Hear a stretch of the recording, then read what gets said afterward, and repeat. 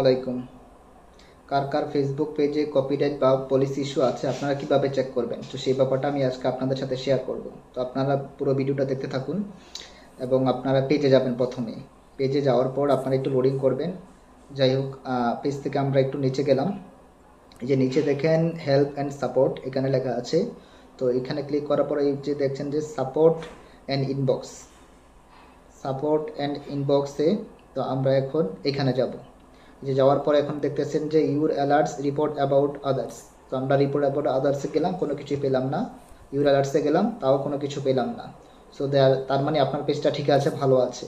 So আমরা এখান থেকে ব্যাক করে আসলাম।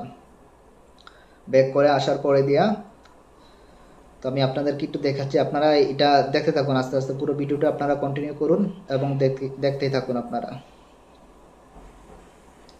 এবং আমরা আমাদের প্রোফাইলে চলে গেলাম।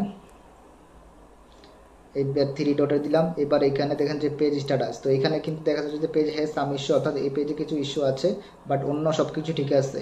তো এখন আমরা এখানে গেলাম এলিজিবল, বাট আমি আবেদন করেছিলাম বাট রিজেক্ট করে দিয়েছে। বাট আপনারা ওইভাবে চেক করবেন। এইখানে মডারেশন আছে, ওইখানে মনিটাইজেশন আছে, বাট আমার এখানে এটা বলতেছে যে আমাকে টাকা ইনকাম করতে পারবো। তো ওইখানে দেখেন যে আমার কোনো কিছুতে সমস্যা নেই। তো দ্যাট মিনস আমার পেজটা ভালো আছে। তো আপনারাও এইভাবে